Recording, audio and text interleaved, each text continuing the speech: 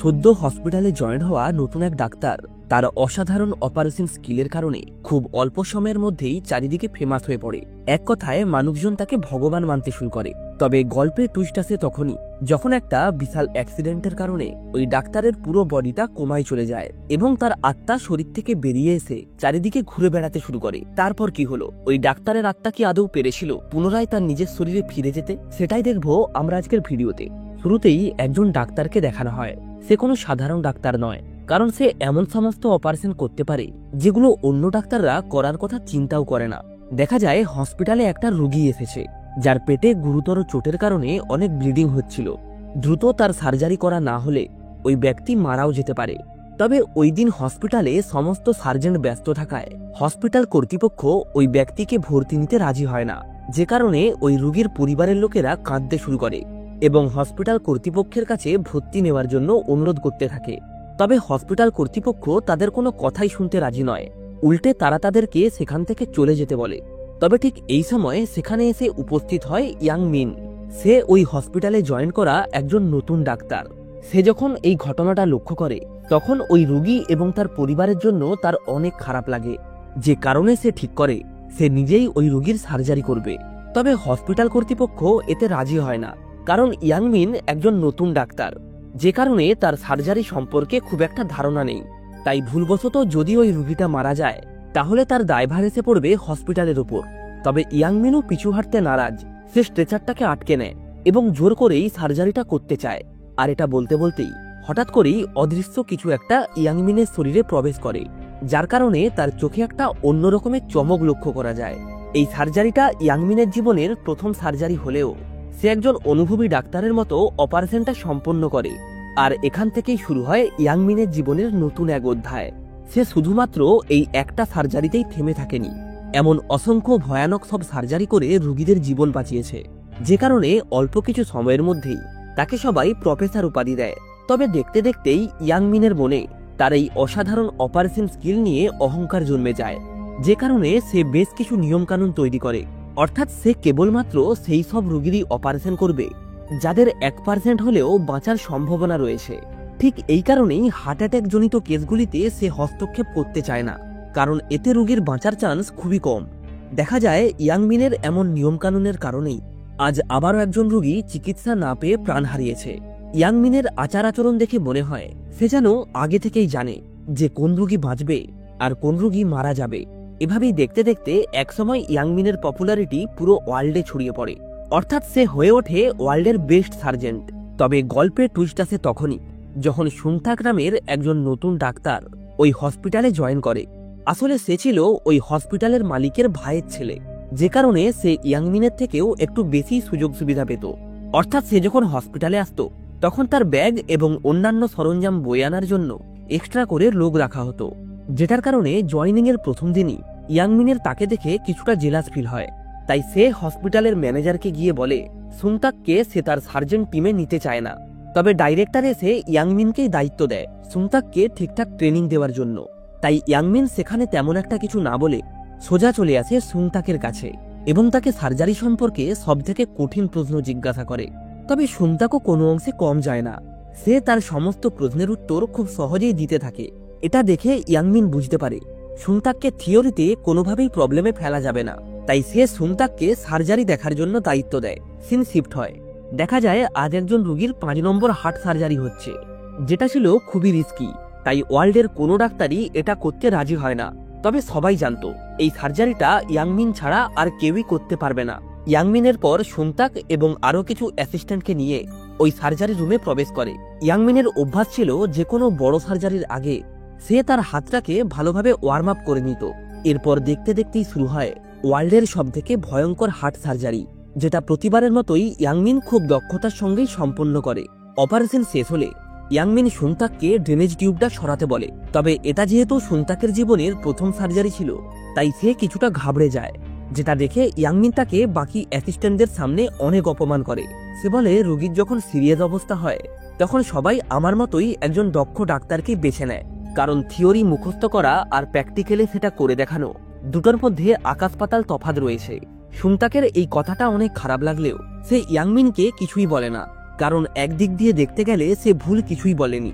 এরপর সুংতাককে এমার্জেন্সি রুমে ডিউটির জন্য পাঠানো হয়। তবে তার পক্ষে এমার্জেন্সি রুমে ডিউটি করা খুব একটা সহজ ছিল না, কারণ রোগীর শরীর থেকে ব্লাডের স্যাম্পেল নিতে গিয়েও তার অবস্থা খারাপ হয়ে আসছিল। অন্যদিকে টাইকুন নামের এক কোম্পানির চেয়ারম্যানের ছেলে তার বাবার অপারেশনের জন্য তাকে হসপিটালে নিয়ে আসে এবং ইয়াংমিনের কাছে সার্জারির জন্য অনুরোধ করে।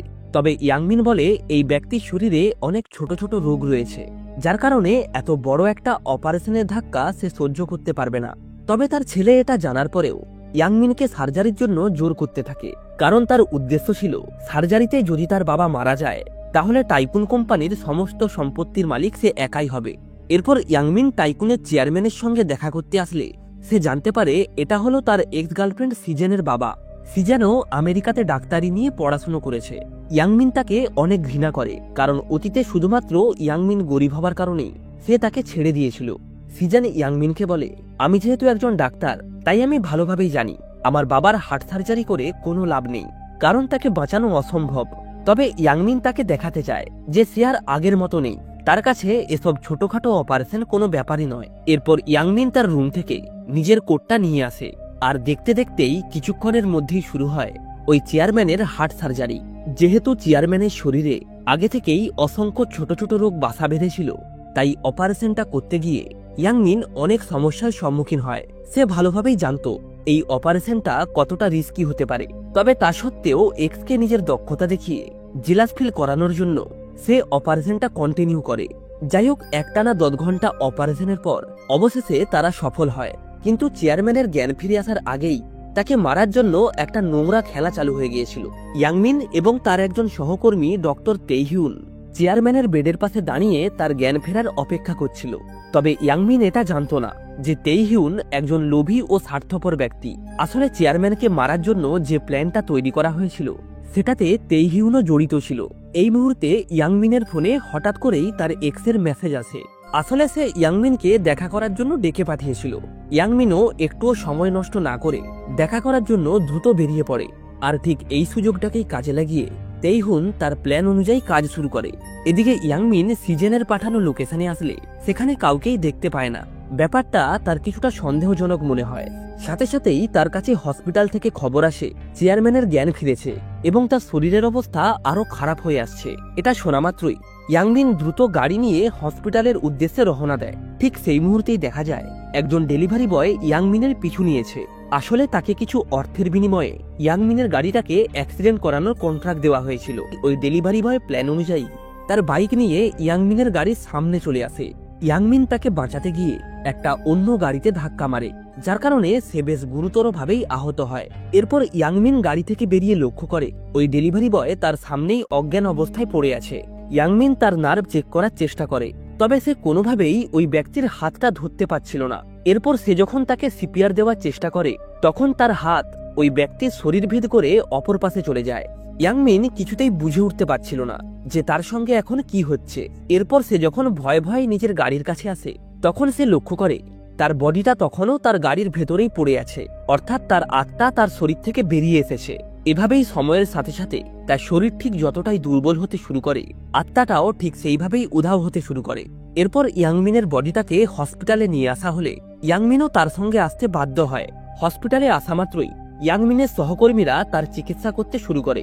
ইয়াংমিনের দাঁড়িয়ে দাঁড়িয়ে এই দৃশ্যগুলি দেখা ছাড়া আর কোনো উপায় ছিল না, কারণ সে এখন একটা আত্মা ছাড়া আর কিছুই নয়। তবে কিছুক্ষণের মধ্যেই সে বুঝে যায় যে তার সহকর্মীদের দ্বারা এই অপারেশনটা সম্ভব নয়। কিন্তু ঠিক সেই মুহূর্তেই সেখানে দেবদূতের মতো সুংতাক এসে হাজির হয়।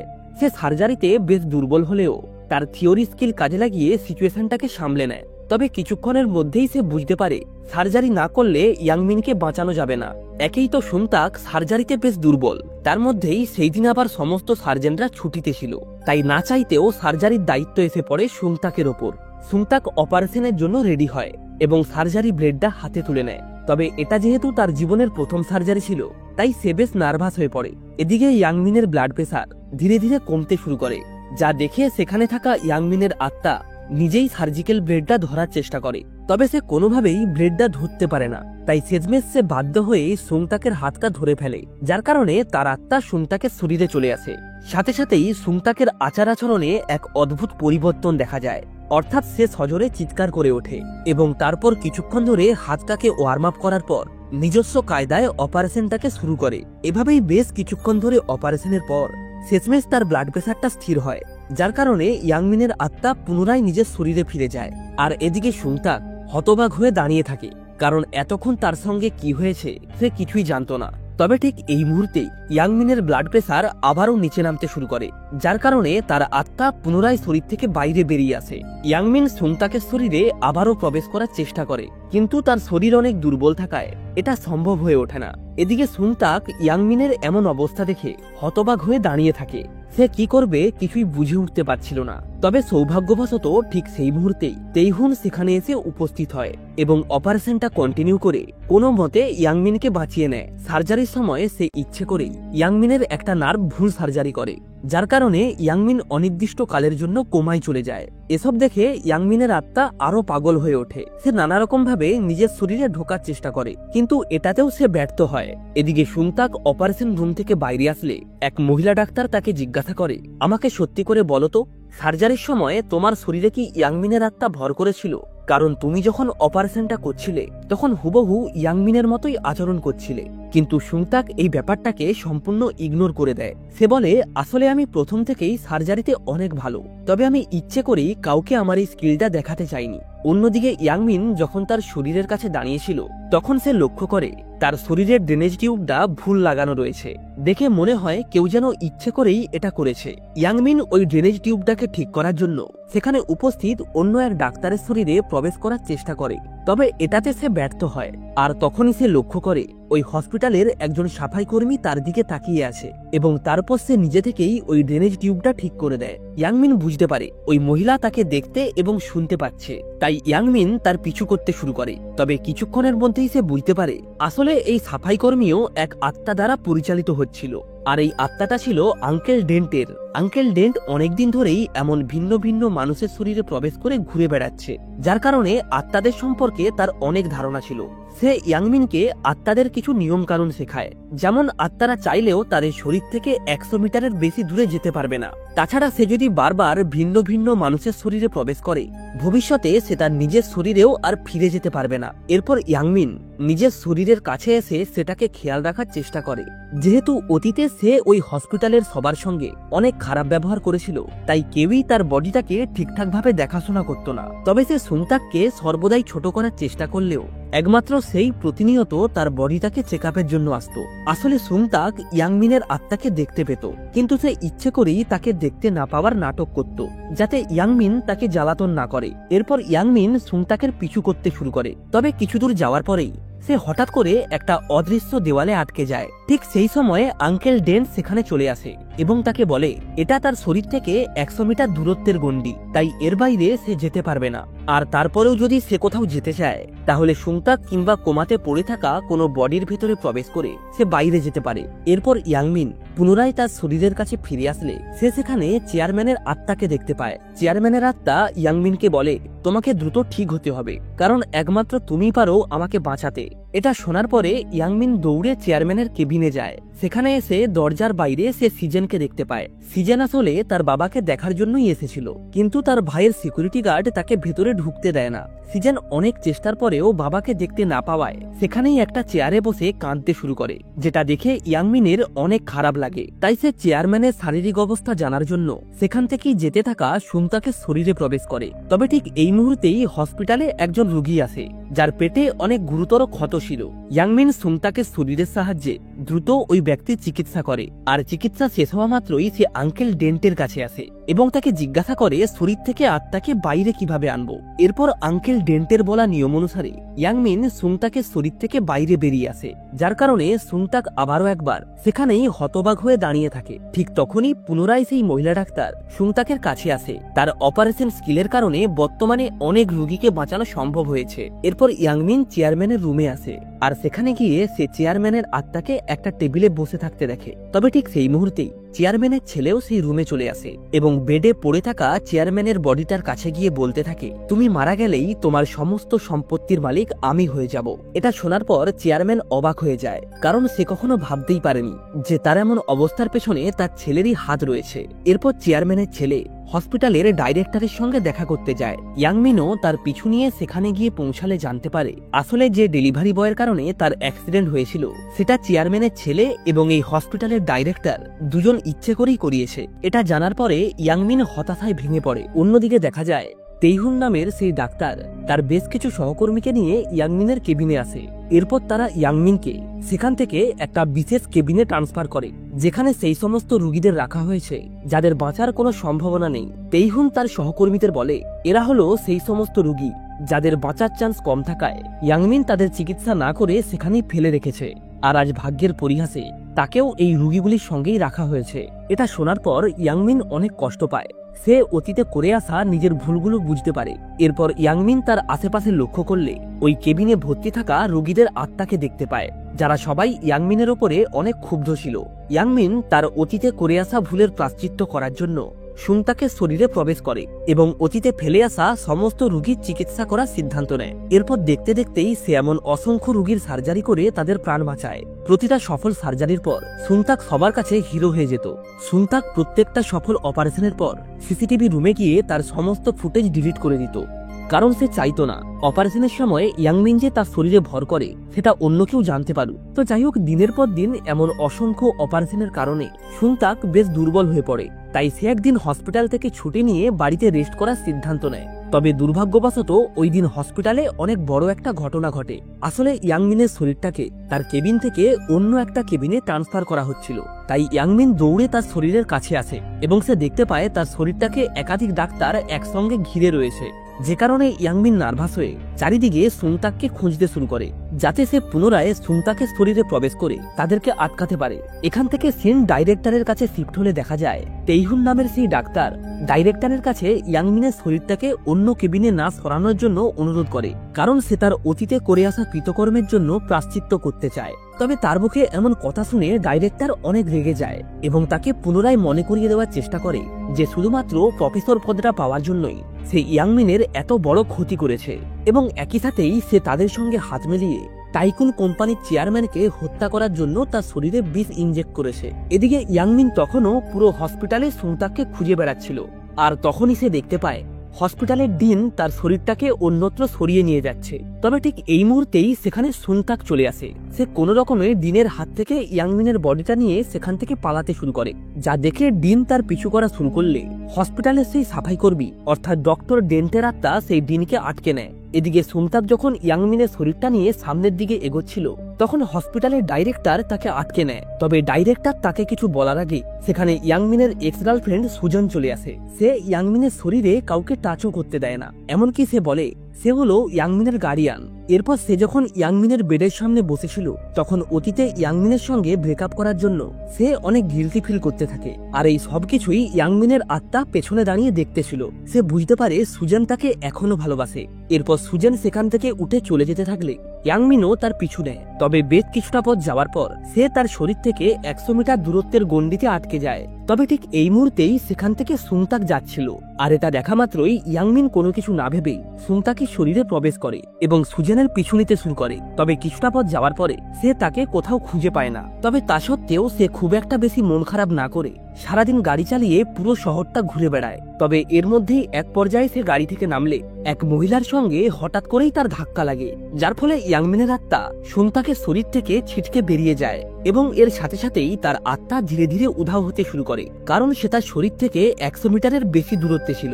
আর এমনটাই যদি আর কিছুক্ষণ চলতে থাকে তাহলে হসপিটালের বেডে পড়ে থাকা তার শরীরটাও মারা যাবে। তাই ইয়াংমিন সুংতাকের কাছে তার প্রাণ ভিক্ষা চায়। তবে সুংতাক ইয়াংমিনের দিকে না তাকিয়ে তার সঙ্গে ধাক্কা খাওয়া সেই মহিলাটির দিকে গুরুত্ব দেয়, কারণ ওই মহিলাটি অজ্ঞান হয়ে গিয়েছিল এবং তাকে দেখে মনে হচ্ছিল সে যেন আগে থেকেই কোনো এক বিশেষ রোগে আক্রান্ত।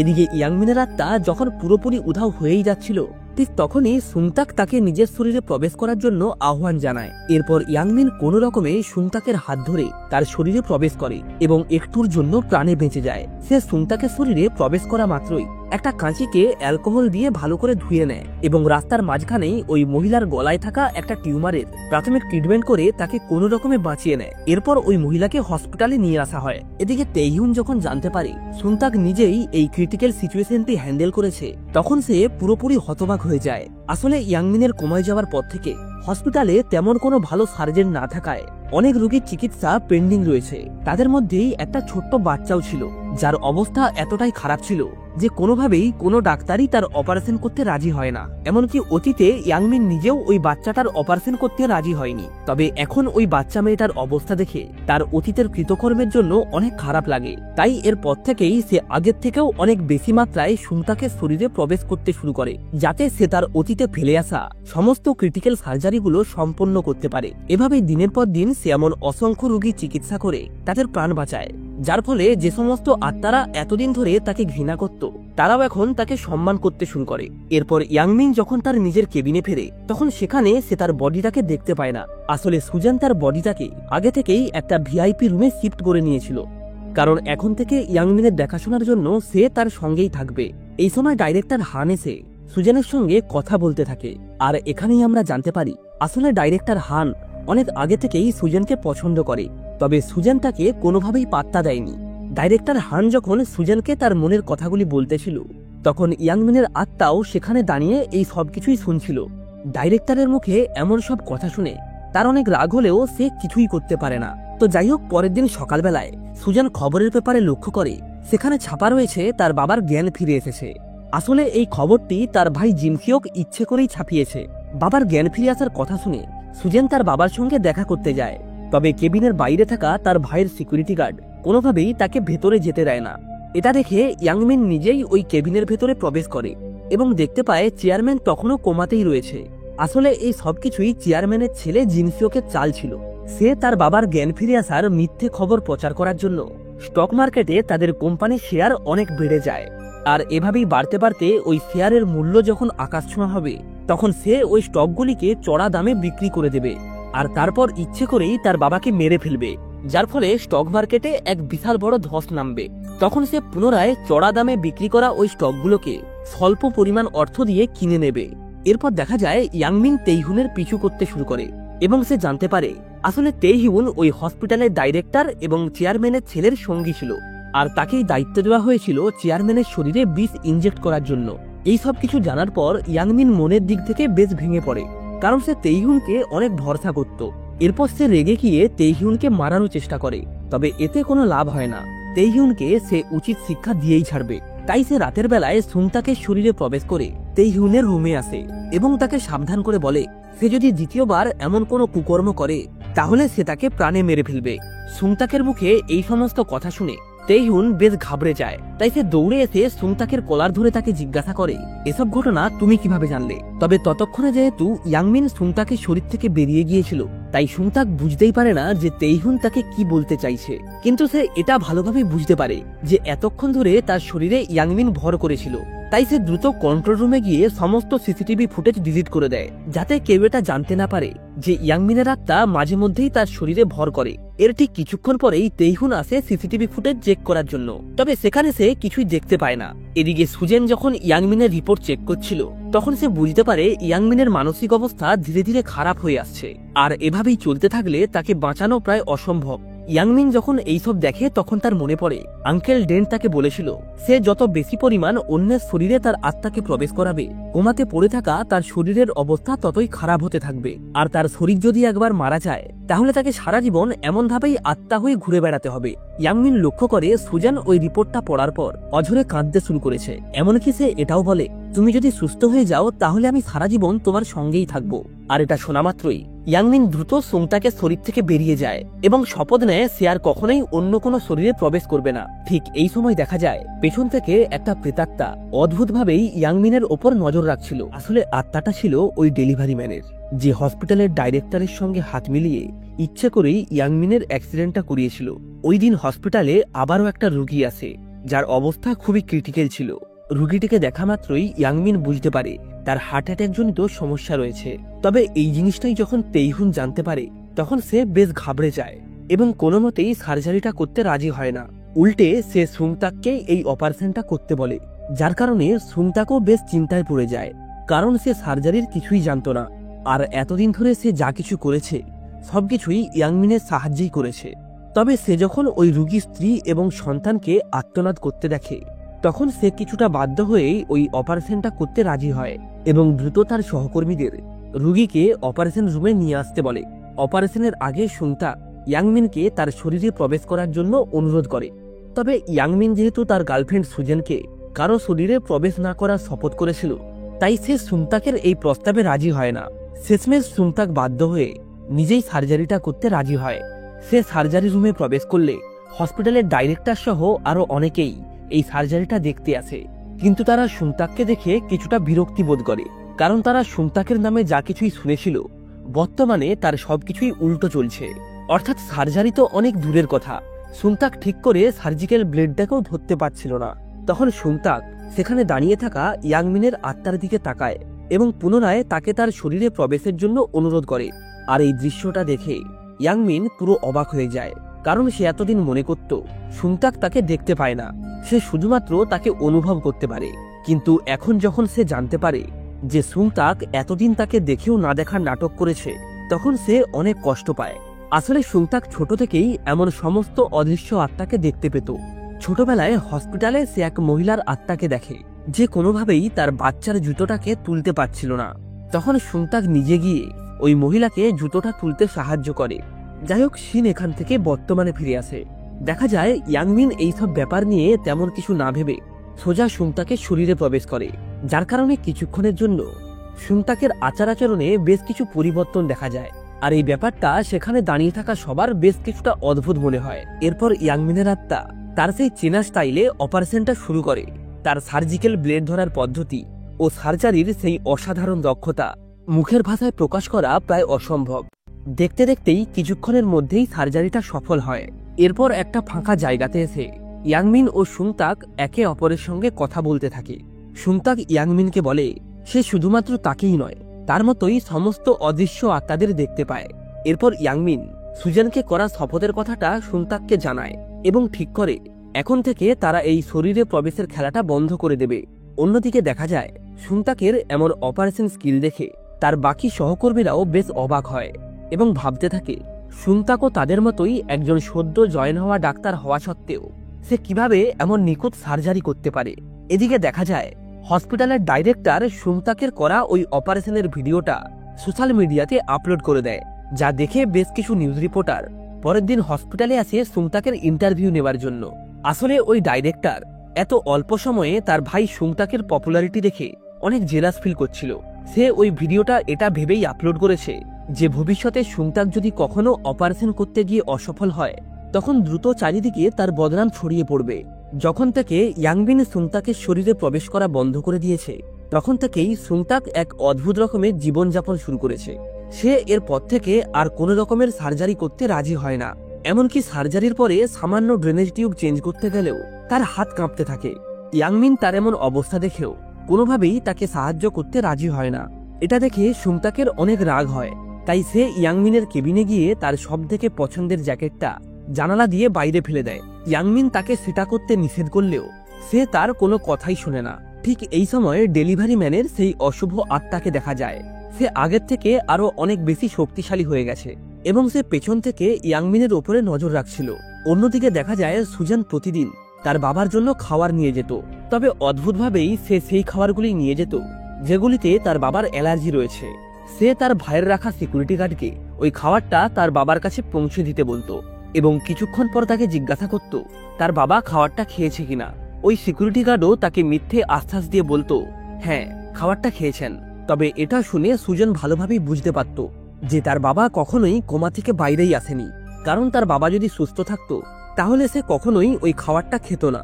এই সময় চেয়ারম্যানের আত্মা সেখানে দাঁড়িয়ে তার মেয়ে সুজেনের ওপর নজর রাখছিল। সে বুঝতে পারে তার মেয়ে যতই এই ব্যাপারে মাথা ঘামাবে ততই তার জীবনের ঝুঁকি বাড়বে, তাই সে ইয়াংমিনের আত্মার কাছে তার মেয়েকে বাঁচানোর জন্য অনুরোধ করতে থাকে। ঠিক এই মুহূর্তেই তেইহুন চেয়ারম্যানের কেবিনে আসে এবং তার বডিটাকে কমায় রাখার জন্য একটা ইনজেকশন দেয়। অন্যদিকে ওই ডেলিভারি ম্যানের অবস্থা ধীরে ধীরে আরো খারাপ হতে শুরু করে। খবরটা পাওয়া মাত্রই সুজেন দ্রুত সেখানে পৌঁছায় এবং তাকে সিপিআর দিতে শুরু করে। ইয়াংমিনও সেখানে দাঁড়িয়ে এই দৃশ্যটা দেখতেছিল। তবে ঠিক সেই মুহূর্তেই ওই ডেলিভারি ম্যানের আত্মা তার সামনে এসে হাজির হয় এবং সে অতীতে করে আসা তার সমস্ত কৃতকর্মের জন্য ইয়াংমিনের কাছে ক্ষমা চায়। সে ইয়াংমিনের কাছে হাত জড়ো করে অনুরোধ করে যাতে সে তাকে বাঁচিয়ে নেয়।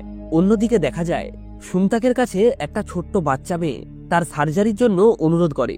মেয়েটাকে দেখে সুমতাক অনেক কষ্ট পায়, তবে তা সত্ত্বেও তার কিছুই করার ছিল না, কারণ ইয়াংমিনকে ছাড়া এমন কঠিন অপারেশন করা প্রায় অসম্ভব। এরপর ওই ছোট্ট বাচ্চাটি তার মাকে জড়িয়ে ধরে কাঁদতে শুরু করে। বাচ্চাটার এমন আর্তনাদ সুমতাক সহ্য করতে না পেরে সে ইয়াংমিনের কাছে গিয়ে তাকে অপারেশনটার জন্য অনুরোধ করে। সে ইয়াংমিনকে বলে, তুমি যদি এই অপারেশনটা করতে আমাকে সাহায্য করো তাহলে তোমার অ্যাক্সিডেন্টের পেছনে আসল রহস্য খুঁজতে আমি তোমাকে সাহায্য করব। ওই দিন হসপিটালে আবারও একটা রোগী আছে যার অবস্থা খুবই খারাপ ছিল। জানা যায় ওই ব্যক্তি পাহাড়ে ঘুরতে গিয়েছিল এবং সেখানেই অন্য এক মহিলার সঙ্গে গুলুগুলু করতে গিয়ে পা পিছলে নিচে পড়ে যায়, যার কারণে তার এখন এমন অবস্থা হয়েছে। এটা শোনার পরে ইয়াংমিন ঘটনার গভীরতা বুঝতে পারে এবং সংতাকের থেকে লুকিয়ে সেখান থেকে পালাতে শুরু করে। তবে সংতাক কোনো কিছু না ভেবেই ইয়াংমিনের আত্মাকে নিজের শরীরে প্রবেশ করায় আর ওই রোগীর চিকিৎসা শুরু করে। ঠিক এই মুহূর্তেই সেখানে ওই রোগীর স্ত্রী এসে উপস্থিত হয় এবং তার ওই চরিত্রহীন বরে চিকিৎসা করার জন্য ইয়াংমিনের চুল ধরে মারতে শুরু করে। তবে তার বাকি সহকর্মীরা মিলে কোনো রকমে ওই মহিলাকে হসপিটাল থেকে বাইরে নিয়ে যায়। এরপর ইয়াংমিন পুনরায় তার অসাধারণ সার্জারির দক্ষতা দেখিয়ে ওই রোগীটির চিকিৎসা করে। সার্জারির পর ইয়াংমিন যখন কেবিন থেকে বেরিয়েই যাচ্ছিল, ঠিক তখনই ওই রোগী যে মহিলার সঙ্গে পাহাড়ে গুলুগুলু করছিল তার স্বামী বদলা নেওয়ার জন্য সেখানে এসে উপস্থিত হয়। ইয়াংমিন এটা বোঝা মাত্রই সাথে সাথেই সুমতাকে শরীর থেকে বেরিয়ে যায়।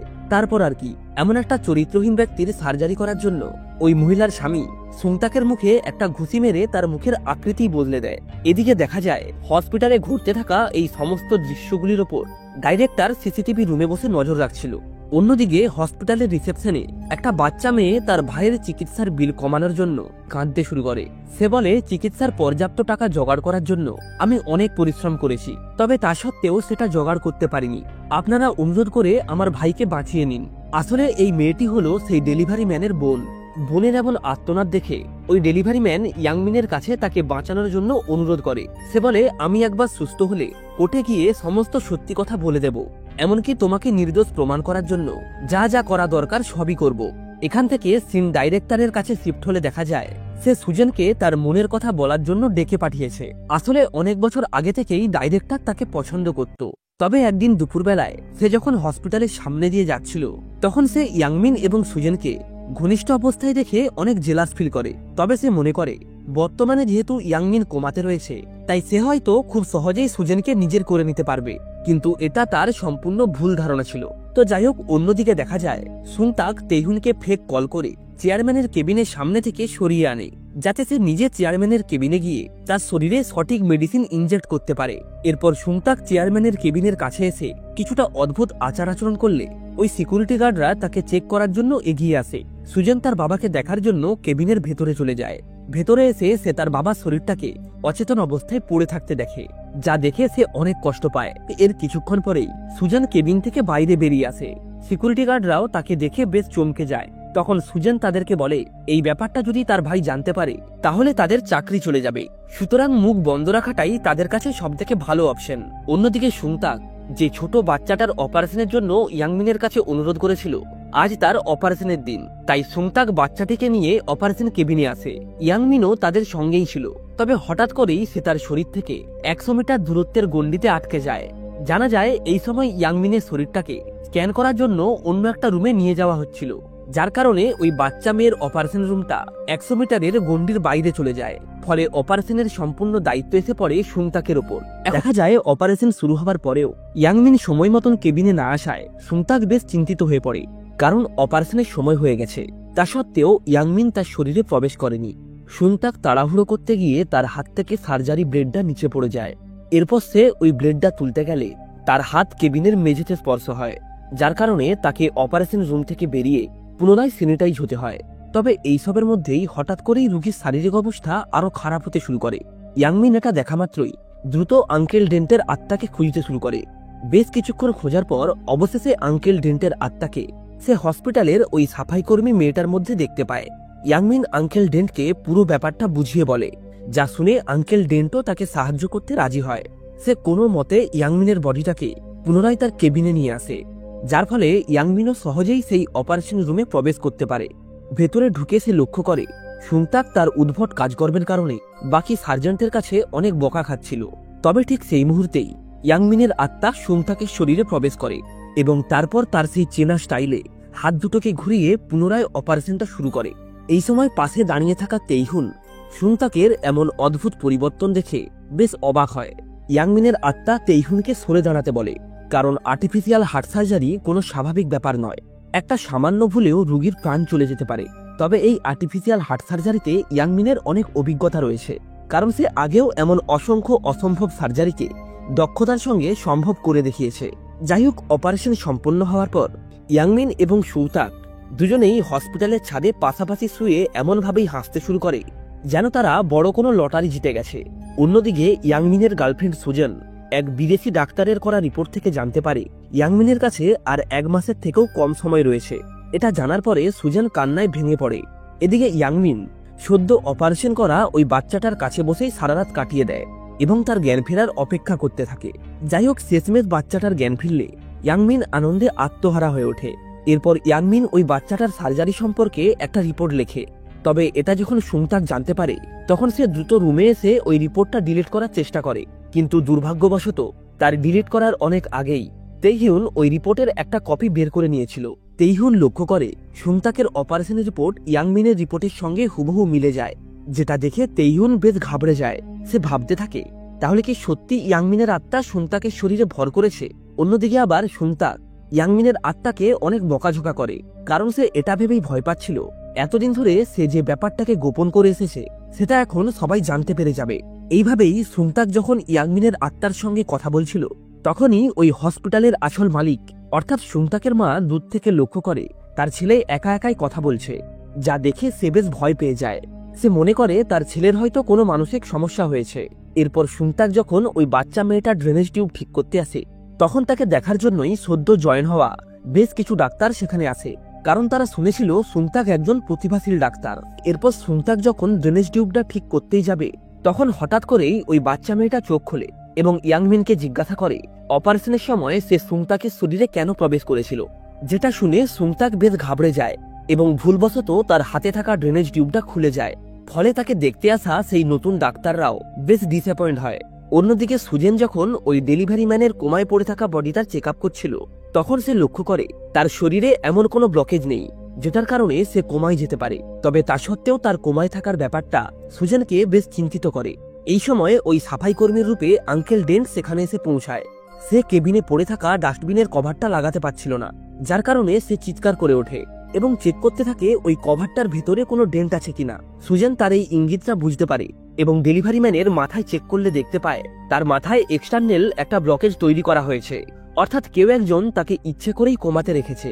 এখান থেকে সিন ইয়াংমিনের কাছে শিফট হলে জানা যায় সে গোপনে সুংতাকের শরীর ব্যবহার করে একজন সিঙ্গারের হার্ট সার্জারি করছে। আসলে সে আগেও ওই মহিলার হার্ট সার্জারি করেছে, তাই সে ভালোভাবেই জানে সে ছাড়া ওই সার্জারিটা অন্য কেউ করতেই পারবে না। তবে এই ব্যাপারটাই যখন সুংতাক জানতে পারে সে অনেক রেগে যায়, কারণ সে ভালোভাবেই জানতো ইয়াংমিন যদি এইভাবেই তার শরীরে বারবার প্রবেশ করতে থাকে তাহলে সে হয়তো আর কখনোই তার নিজের শরীরে ফিরতে পারবে না। তো যাই হোক, এরপর দেখতে দেখতেই ওই মহিলার সার্জারির দিন চলে আসে। ইয়াংমিন ওই সার্জারিটার জন্য আগে থেকেই অপারেশন রুমের বাইরে দাঁড়িয়েছিল। এর কিছুক্ষণের মধ্যেই মেয়েটিকে এনেস্থেসিয়া দিয়ে অপারেশন রুমে আনা হয়। তবে অবাকভাবেই সুংতাক ওই দিন কোথায় উধাও হয়ে যায়, যার ফলে ওই অপারেশনের সম্পূর্ণ দায়িত্ব এসে পড়ে তেইহুনের ওপর। অপারেশনের সময় ইয়াংমিন সেখানে দাঁড়িয়েই সবকিছু দেখছিল, কিন্তু তাকে দেখে বেশ চিন্তিত মনে হচ্ছিল, কারণ আজ থেকে 10 বছর আগে ইয়াংমিন নিজেই একবার এই মহিলার হার্ট সার্জারি করেছিল। তাই সে ভালোভাবেই জানে দ্বিতীয়বার হার্ট সার্জারি কতটা ভয়ানক হতে পারে। তবে শেষমেশ সেটাই হয়, যেটার কারণে ইয়াংমিন এতক্ষণ ভয় পাচ্ছিল। তেইহুন ভুলবশত ওই মহিলার করোনারি আর্টারিটা ছিঁড়ে ফেলে, যার কারণে রোগীর ব্লাড প্রেসার দ্রুত নিচে নামতে শুরু করে। সুংতাক না আসায় সেখানে দাঁড়িয়ে দাঁড়িয়ে এই সবকিছু দেখা ছাড়া ইয়াংমিনের আর কিছু করার ছিল না। তবে সৌভাগ্যবশত ঠিক সেই সময় সুংতাক অপারেশন রুমে প্রবেশ করে। ইয়াংমিনও তাকে দেখা মাত্রই কিছুটা স্বস্তির নিঃশ্বাস ফেলে এবং তার শরীরে প্রবেশ করে অপারেশনের দায়িত্বটা নিজের হাতে তুলে নেয়। প্রথমে সে তেইহুনের করা ভুলগুলিকে ঠিক করে এবং তারপর নিজস্ব কায়দায় অপারেশনটা সম্পন্ন করে। অপারেশনটা শেষ হলে সুংতাক ইয়াংমিনকে বলে, আমাদের করা ডিলটা আমি এখানেই শেষ করতে চাই। অর্থাৎ এরপর থেকে তুমি আর আমার শরীরে প্রবেশ করতে পারবে না। কারণ সুনতাক ভালোভাবেই জানতো ইয়াংমিন যদি আবারও তার শরীরে প্রবেশ করে তাহলে বাস্তবে ইয়াংমিন মারা যাবে। এভাবেই তারা যখন একে অপরের সঙ্গে কথা বলছিল তখন সিসিটিভি রুমে বসে সুনতাকের মা তার ছেলের একা একা কথা বলার দৃশ্যটি লক্ষ্য করে। সে তার ওই কর্মচারীকে দ্রুত ফুটেজটা ডিলিট করতে বলে। তবে ডাইরেক্টর অর্থাৎ ওই মহিলার বড় ছেলে আগে থেকেই সম্পূর্ণ ফুটেজটা কপি করে রেখেছিল, যেটার সাহায্যে সে তার মাকে ব্ল্যাকমেল করে পুরো সম্পত্তিটা নিজের করে নিতে চাইছিল। এদিকে দুর্ভাগ্যবশত হসপিটালে ওই দিন আবারও একটা রোগী আসে যার অবস্থা খুবই ক্রিটিক্যাল ছিল। তবে হসপিটালে কোনো পর্যাপ্ত ডাক্তার না থাকায় হসপিটাল কর্তৃপক্ষ ওই রোগীটাকে অন্য হসপিটালে শিফট করতে চায়। কিন্তু অদ্ভুতভাবেই সুনতাক এসে ওই রোগীর বেডটাকে ধরে নেয়, যা দেখে ইয়াংমিনের হসপিটালে জয়নিং এর পর তার সেই প্রথম অপারেশনের কথাটা মনে পড়ে। তবে সে ভালোভাবেই জানতো সুনতাক একজন মেডিসিন ডাক্তার, তাই তার পক্ষে এই অপারেশনটা করা খুব একটা সহজ হবে না। সে মনে করে এমনভাবে কোমায় পড়ে থেকে জীবন কাটানোর থেকে আর 5টা রোগীর প্রাণ বাঁচাতে গিয়ে মারা যাওয়াটা অনেক গর্বের। তাই সে পুনরায় সুনতাকের শরীরে প্রবেশ করে এবং দক্ষতার সাহায্যে সার্জারিটা সম্পন্ন করে। অন্যদিকে ইয়াংমিনের গার্লফ্রেন্ড সুজন ওই ডেলিভারি ম্যানের সফল অপারেশন করায় সে কোমা থেকে বেরিয়ে আসে। ইয়াংমিন এবং সুনতাক এটা জানা মাত্রই দ্রুত সেই কেবিনে আসে। আসলে ইয়াংমিন মনে করেছিল ওই ডেলিভারি ম্যান তার দেওয়া কথা অনুসারে কোর্টে গিয়ে ডাইরেক্টরের সমস্ত কুকীর্তি ফাঁস করে দেবে এবং তাকে সঠিক শাস্তি দেবে।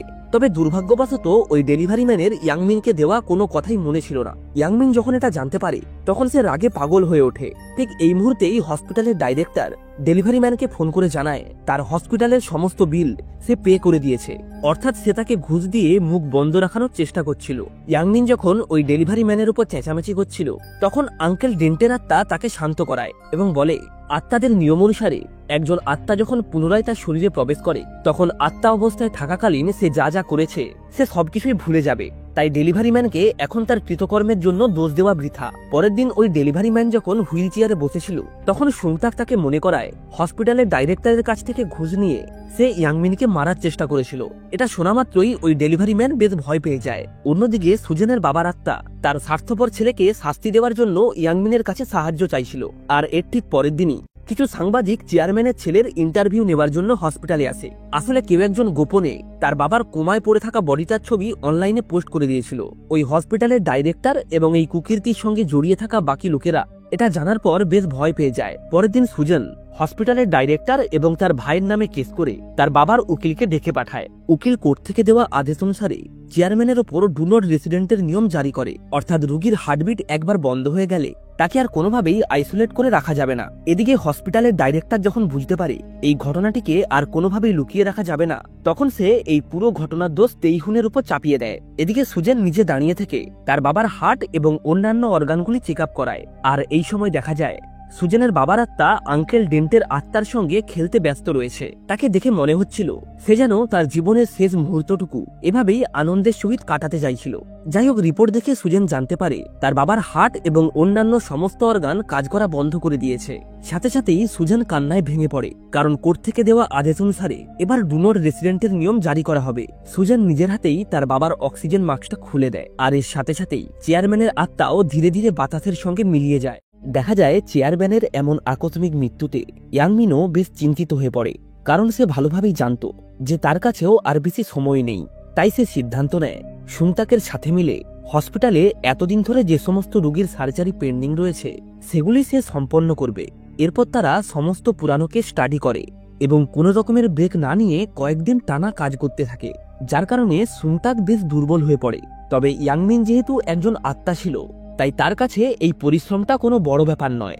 তা সত্ত্বেও হসপিটালে যখনই কোনো এমার্জেন্সি পেশেন্ট আসতো তারা দুজনেই খুশি মনে ছুটে যেত তাকে সাহায্য করার জন্য। অন্যদিকে তেইহুন সুনতাকের বানানো সেই রিপোর্টটি ডাইরেক্টর হানকে দেয়, যেটা হুবহু ইয়াংমিনের বানানো রিপোর্টের সঙ্গে মিলে যাচ্ছিল। তেইহুন ডাইরেক্টরকে বলে, আমার মনে হয় সুনতাকের উপরে ইয়াংমিনের আত্মা ভর করে। তবে ডাইরেক্টর এই কথাটা বিশ্বাস করে না। এর মধ্যেই ডাইরেক্টর খবর পায় তার দাদু হসপিটালে এসেছে, তাই সে তার দাদুর সঙ্গে দেখা করতে যায়। তবে অদ্ভুতভাবেই তার দাদু তাকে অনেক বকাঝকা করে। সুনতাককে দিয়ে এমন ভাইটাল সার্জারিগুলো সে কেন করাচ্ছে? তাছাড়াও হসপিটালের বেস্ট সার্জেন্ট ইয়াংমিন কোমায় থাকা সত্ত্বেও সে এখনো অবধি কেন তার কোনো বিকল্প খুঁজেনি। এমনকি সে এটাও বলে, ডাইরেক্টরের দায়িত্ব যদি সামলাতে না পারো তাহলে ইস্তফা দিয়ে দাও। সিন এখান থেকে সুজেনের কাছে শিফট হয়। সে ইয়াংমিনের সামনে বসে কাঁদতে কাঁদতে বলে, আমার বাবা পৃথিবী ছেড়ে চলে গেছে, এখন কি তুমিও কোমায় পড়ে থেকে আমাকে এভাবেই কষ্ট দেবে? কথাগুলো বলতে বলতে সুজেনের চোখ দুটো জলে ভরে আসে। সুজেনকে এভাবে কাঁদতে দেখে ইয়াংমিনের অনেক খারাপ লাগে, তবে সে চাইলেও সুজনকে কোনোভাবেই সাহায্য করতে পারবে না। এরপর সে রুম থেকে বেরোলে সুংতাককে সেদিকেই আসতে দেখে। ইয়াংমিন সুংতাকের শরীরে ঢুকে পুনরায় কেবিনে প্রবেশ করে। তারপর সে সুজনের গায়ে একটা কম্বল চাপিয়ে তার মাথায় হাত বুলিয়ে দেয়। তবে অদ্ভুতভাবেই এই সময় সুজেনও তার স্বপ্নে ইয়াংমিনকেই দেখছিল। সে ঘুমের ঘোরে হঠাৎ করেই উঠে বসে এবং তারপর দুজন একে অপরকে জড়িয়ে ধরে। আর এমন একটা খুশির মুহূর্তের জন্য কোমায় পড়ে থাকা ইয়াংমিনের ব্রেনে ছোট্ট একটা উত্তেজনা সৃষ্টি হয়। পরের দিন সকালবেলায় ইয়াংমিন সুংতাককে জানায় তার কোমা থেকে বেরিয়ে আসার একটা সম্ভাবনা রয়েছে। এটা শোনা মাত্রই সুংতাক দৌড়ে গিয়ে সুজেনকে জিজ্ঞাসা করে ইয়াংমিনের কি ব্রেন ওয়েভস এসেছে। তবে সুংতাকের মুখে এই কথাটা শুনে সুজেন বেশ অবাক হয়। সে সুংতাককে জিজ্ঞাসা করে এটা তুমি কিভাবে জানলে? তখন সুংতাক তাকে বাহানা দিয়ে বলে সে এটা স্বপ্নে দেখেছে। কোমা থেকে বেরিয়ে আসার সম্ভাবনা রয়েছে এটা জানতে পেরে ইয়াংমিন খুশিতে আত্মহারা হয়ে ওঠে। সে প্রতিদিন সুংতাককে দিয়ে সুজেনকে খাওয়ার কথা মনে করিয়ে দিত। সুংতাকের তার প্রতি এত কেয়ার দেখে সুজেন বেশ দ্বিধায় পড়ে যায়, কারণ সেদিন রাতের বেলায় সে স্পষ্ট ইয়াংমিনের আওয়াজ শুনেছে। তবে সে যখন চোখ খোলে তখন তার সামনে সুংতাক ছিল। এমনকি যখন সে তাকে জড়িয়ে ধরেছিল তখনও তার মনে হচ্ছিল ওটা ইয়াংমিন। অন্যদিকে ডাইরেক্টরের সন্দেহ হয় তার ভাই সুংতাকের উপরে ইয়াংমিনের একটা ভর করেছে কিনা। এই কারণেই সে প্রায় লুকিয়ে লুকিয়ে সুংতাকের করা সার্জারিগুলির ওপর নজর রাখত, যা দেখে তার মনে হয় সুংতাকের সার্জারি করার স্টাইল হুবহু ইয়াংমিনের সঙ্গে মিলে যায়। অন্যদিকে সুংতাক একটা আত্মাকে বই পড়তে সাহায্য করছিল। সুংতাক তার মেডিকেল রিপোর্ট দেখে বুঝতে পারে ঘুম কম হওয়ার কারণে সে অজ্ঞান হয়ে পড়ে গিয়েছিল এবং এই সময় তার মাথা দেওয়ালে ধাক্কা লাগার কারণে সে কোমায় চলে যায়। ইয়াংমিন সেই আত্মার সঙ্গে কথা বলে জানতে পারে আঘাত লাগার পর তার নাক থেকে রক্ত বেরোচ্ছিল। সুংতাক এই ইনফরমেশনটাই সুজনকে জানালে সে বুঝতে পারে এটা হলো ট্যালেন্টেসিয়া সিনড্রোম, যা তার সেন্ট্রাল নার্ভ সিস্টেমে এফেক্ট ফেলেছে।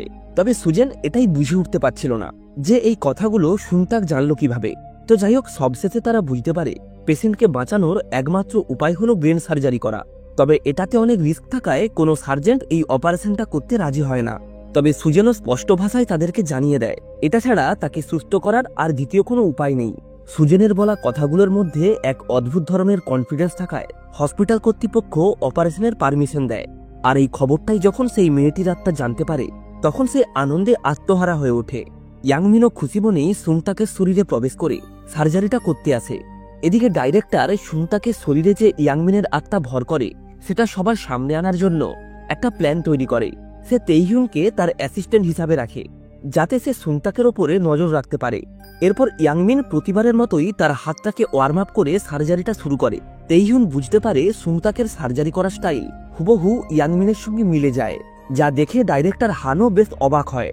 ব্যাপারটা কনফার্ম করার জন্য তেইহুন তাকে একটা প্রশ্ন করে যার উত্তর কেবলমাত্র ইয়াংমিন জানত। তবে সুংতাক কোনো কিছু না ভেবেই সেই উত্তরটা দিয়ে দেয়, যার ফলে সেখানে উপস্থিত সবাই এটা বুঝে যায় যে এতদিন ধরে ইয়াংমিনের আত্মাই সুংতাকের শরীরে প্রবেশ করে এই অপারেশনগুলি করছিল। ইয়াংমিনও বুঝতে পারে সে ভুলবশত তাদের চালে পা দিয়ে ফেলেছে। সে চাইলেও এই ব্যাপারটাকে আর লুকিয়ে রাখতে পারবে না। তাই সার্জারির শেষে ডাইরেক্টর যখন তাকে এই ব্যাপারে জিজ্ঞাসা করে সে তাকে সমস্ত সত্যি কথা বলে দেয়। এমনকি সে ডাইরেক্টর হানকে এটাও বলে যে আপনার এবং চেয়ারম্যানের ছেলের সমস্ত কুকীর্তির কথা আমি জানি, তাই বাঁচতে চাইলে আমার বডিটাকে কোমা থেকে বের করার ব্যবস্থা করুন। এই সমস্ত কথা শুনে ডাইরেক্টর হান বেশ অবাক হয়ে যায়। সে দ্বিতীয়বার ইয়াংমিনকে কোনো কথা বলার সাহস পায় না।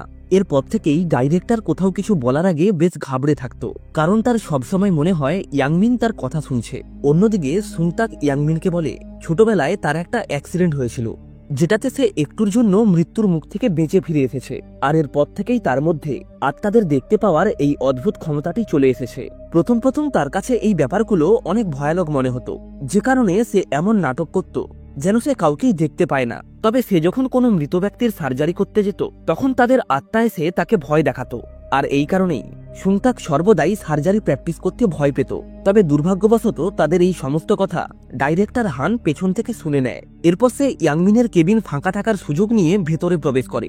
আসলে সে মনে করেছিল সে যদি কোনোভাবে ইয়াংমিনের অক্সিজেন মাস্কটা খুলে তাকে মেরে ফেলতে পারে তাহলে তার করা কুকীর্তিগুলো আর কেউই জানতে পারবে না। তবে পরক্ষণেই তার মনে হয় ইয়াংমিনের কারণেই তো তার হসপিটাল এত টাকা কামাচ্ছে। তাই আর যাই হোক, সে তাকে কোনোভাবেই মারতে পারবে না। সে রাতের বেলায় সুংতাকের কাছে যায়। সুংতাক তাকে বলে, তুমি যদি ইয়াংমিনের কাছে ক্ষমা চাও তাহলে সে তোমাকে ক্ষমা করে দেবে। তখন উল্টে ডাইরেক্টর বলে, আর যদি ইয়াংমিন বেঁচেই না থাকে? এটা শুনে সুংতাক বেশ ঘাবড়ে যায়। পরের দিন সকাল হতেই সুংতাক দৌড়ে হসপিটালে আসে এবং তারপর ইয়াংমিনকে সুস্থ দেখে কিছুটা শান্ত হয়। অন্যদিকে আজ সুজেন সেই মেয়েটার সার্জারি করবে। কিছুক্ষণের মধ্যেই সে সফলভাবে সার্জারিটা সম্পন্ন করে। তবে এখনও তার অনেক ট্রিটমেন্ট করতে হবে, কারণ ইনফেকশন না সরলে তাকে কোনোভাবেই কোমা থেকে বের করানো যাবে না। অন্যদিকে সুংতাক তার এক সহকর্মীকে বলে ইয়াংমিনের দেখাশোনা করতে। এরপর সে সুজেনকে একটা কনসার্ট দেখার জন্য টিকিট দেয় এবং ইয়াংমিনের আত্মাকে বলে তার শরীরে প্রবেশ করে সুজেনের সঙ্গে কনসার্ট দেখতে যেতে। তারপর আর কি, তারা দুজন একসঙ্গে ওই কনসার্টে গিয়ে পৌঁছায়, যা দেখে সুজেনের ইয়াংমিনের সঙ্গে কলেজ টাইমে কাটানো মুহূর্তগুলো মনে পড়তে থাকে। যদিও পরিস্থিতি অনেক খারাপ ছিল, তা সত্ত্বেও তারা কখনোই একে অপরকে ছেড়ে যায়নি। কনসার্ট থেকে বেরিয়ে সুজেন সুংতাককে জিজ্ঞাসা করে, তুমি সার্জেন্ট কেন হলে? তখন সুংতাক বলে সে একটা মেয়েকে কথা দিয়েছিল, আর সেই মেয়েটি হলো একজন নিউরোলজিস্ট। যা শুনে সুজেনের মনে পড়ে একবার ইয়াংমিনও তাকে ঠিক এই কথাটাই বলেছিল। সুজেন এটা শুনে বেশ চমকে যায়। সে বুঝতেই পারছিল না যে সুংতাক এই কথাগুলো কিভাবে জানলো। এরপর সুংতাক হসপিটালে আসলে সেই ছোট্ট বাচ্চাটিকে দেখতে পায়। আসলে এটা ছিল সেই বাচ্চাটির আত্মা, যে সুংতাককে ছেড়ে ইয়াংমিনের কাছে যায়।